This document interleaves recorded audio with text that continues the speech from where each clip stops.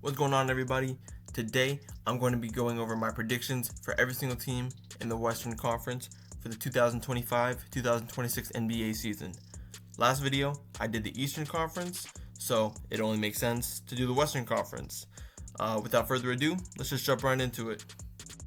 Up first, at the 15th seed, I have the Utah Jazz going 20-62. This team right now, they are in a deep rebuilding mode right now. They're the only team this season in the Western Conference that I can say for certainly will not make the playoffs. Every other team has some sort of little piece of hope they can cling on to if they're not too good to maybe make a play-in run. The Jazz, on the other hand, they have nothing like that. They do have Lauri Markkanen, but besides him, they don't really have any good pieces to go off of. Sure, they might have a Kyle Filipowski or a Walker Kessler or an Ace Bailey that they just drafted, but realistically, this team is going to be doing all they can this season to lose games. If I was the Jazz front office, I would probably be looking to trade Lauri Markkanen and get some solid draft compensation in return. There's no point keeping him on the roster if you're not going to look to compete. At the 14th seed, I have the Portland Trailblazers going 31-51. This team, obviously, they recently signed Damian Lillard after he got waived by the Bucks, but he will not be playing for them at all this season with his ACL tear. And besides him, they do have a lot of solid young pieces. Deni Avdija and Toumani Camara both looked great the second half of last season, with Toumani Camara also making all defensive second team. They have Donovan Clingan, who's coming off a solid rookie year. Yang Hansen, who they just drafted, who so far in preseason has been looking solid. And they have obviously some nice vets with Dame, and obviously they got Jrue Holiday after the trade with Boston, trading away Anthony Simons and getting him back in return. All in all, this team has some solid young pieces, but they don't have anybody to really lead them forward just yet. I think they want some of the guys to develop into a role like that, and maybe after Dame returns, probably next season, this team can start legitimately competing a little bit. Next up, I have the New Orleans Pelicans going 35-47. This placement purely hangs in whether Zion can stay healthy or not. We know when this team is healthy, they can be a top team in the Western Conference. And on paper, they have a lot of great pieces. They got Zion, they have DeJounte Murray, they have Herb Jones, they have Trey Murphy, and they did just recently trade for Jordan Poole. On paper, this team looks really good, but whether Zion can stay healthy or not will really determine whether or not they can be successful this season and make the postseason. Next up at the 12th seed, I have the Memphis Grizzlies going 36-46. Obviously, we know the team can be very good at full strength, as they were the 2 seed back in 2023. But since then, they've only been seeming to get worse each and every single season, whether it's Ja getting suspended or injured, or the rest of their roster being hurt, and more recently they did trade a key piece in Desmond Bane to the Magic, seriously limiting their offensive output. This team really only seems to be moving backwards, and the Grizzlies front office really needs to decide whether they really want to build around Ja and Jaren Jackson, or move on from them and begin a rebuild. Next up at the 11th seed, I have the Phoenix Suns going 38-44. This team, obviously, they recently just traded Kevin Durant to the Houston Rockets for Jalen Green and Dillon Brooks, and they did get rid of Bradley Beal finally. This team, they have the star talent to be a top contender, but what they really lack is meaningful depth. They have the top talent in Devin Booker and Jalen Green, but they do not have an ounce of depth. They really screwed themselves over when they did trade for Kevin Durant initially from Brooklyn. They gutted their whole roster to make that happen. And also for Bradley Beal, they screwed themselves even harder on that one. Realistically, if I'm Phoenix, I blow this whole thing up, trade for my own draft picks back, as this team doesn't have any sort of future. They're not going to be competing this season. They have no future. They don't own their own picks. They need to rebuild. That's really the only option right now. They cannot compete with this roster. Next up at the 10th seed, I have the Sacramento Kings going 40-42. The Kings really feel like the Chicago Bulls of the Western Conference, especially when the Kings got 2 of the top players from the Bulls in Zach LaVine and DeMar DeRozan. This team looked great in 2023 when they finished as the 3rd seed, ending their 16-year playoff drought, but since then, they've just looked mediocre and has been in a massive decline. The pairing of DeMar DeRozan and Zach LaVine didn't work in Chicago, and surprisingly, it didn't end up working in Sacramento either. Domantas Sabonis is a very good player, but even he cannot get this team where they need to go. I believe the Kings still need to make several big moves before they can look to compete in the stacked Western Conference. Next up, I have the Dallas Mavericks going 43-39. The Mavericks are a team that can definitely win more games than where I've put them, but I don't see them being very competitive this year, as they're going to want to develop Cooper Fleck to be their next big player, but also Kyrie Irving is out for the foreseeable future, with a return at best very late into the regular season. Anthony Davis and Klay Thompson are definitely great players themselves, but they're both past their primes and can only do so much. The Mavs can certainly be a sleeper pick, but I just don't see it. Up next at the 8th seed, I have the San Antonio Spurs going 45-37. The Spurs this year, I think, are going to surprise a lot of people. Wemby last season looked really good, and this offseason it's looked like he's made so much progress. So I'm expecting another big leap heading into year 3. He's also dealt with a little bit of injury, but I think if he can surpass that, I think the Spurs can be a very, very good team.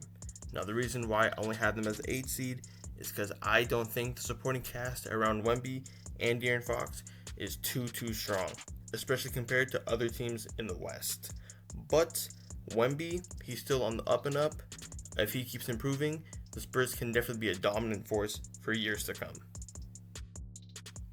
Next up, I have the Los Angeles Clippers going 48-34. I feel like this season for the Clippers can really go one of two ways. The first way being absolute worst case scenario, with aspiration and the Kawhi scandal reaching the worst possible point it can get for the team, with Kawhi's contract getting voided, and then the whole team kind of just melting down as a result.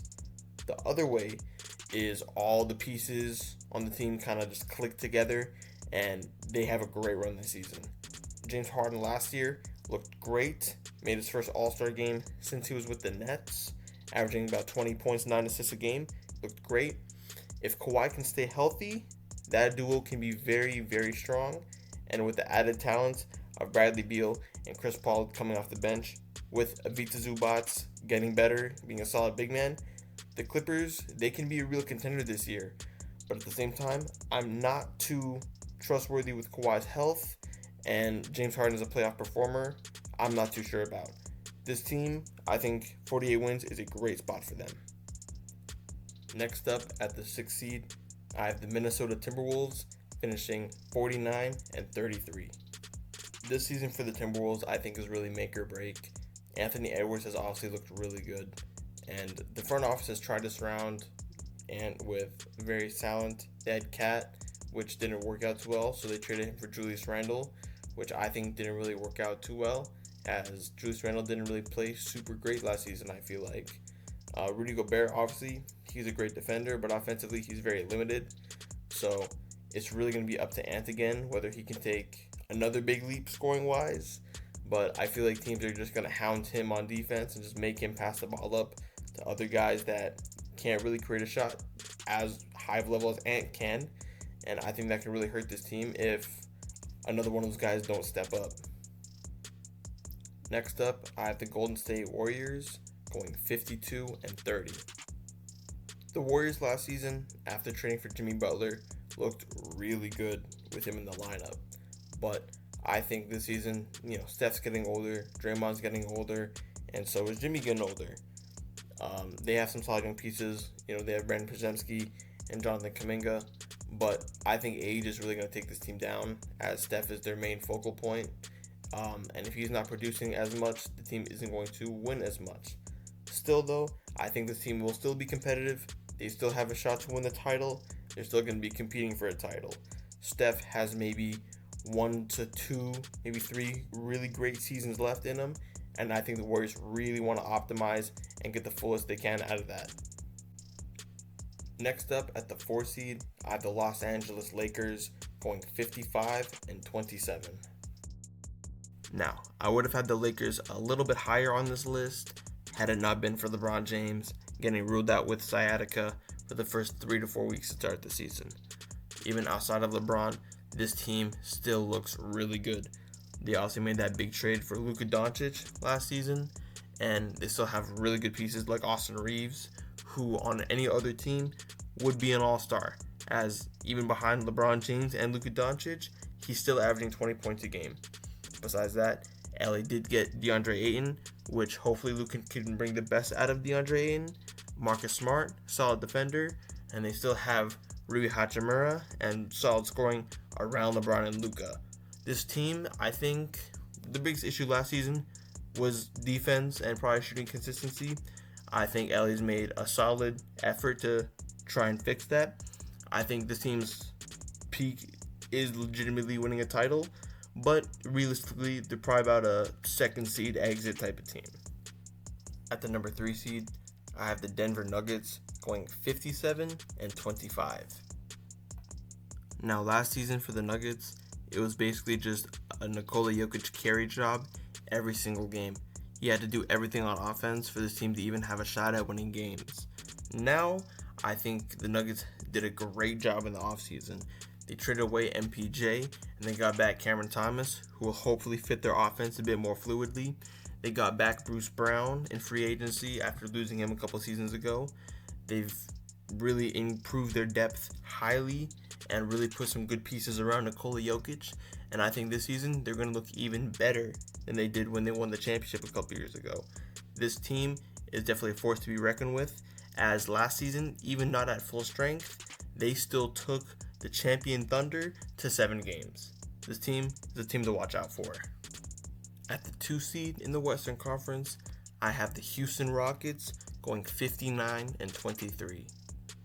Last season, the Rockets' biggest issue was having a real number 1 superstar scoring option to have on their team. Now that they have that with KD, sky is the limit for them. They can really even go higher than this ranking, even. They can get more wins. They're going to be a scary, scary team for a lot of teams to face. Now, obviously, they did lose Fred VanVleet to injury. That's going to be a very big problem. But hopefully for the Rockets, they can get a guy like Reed Shepherd to kind of step up as a starting point guard and help fill in that role while VanVleet is out. Besides that, Şengün has obviously been great the past couple seasons. Amen Thompson had a breakout season last year. He's been looking great on both ends. If he can really just refine his offensive game, this team will be unstoppable for years to come.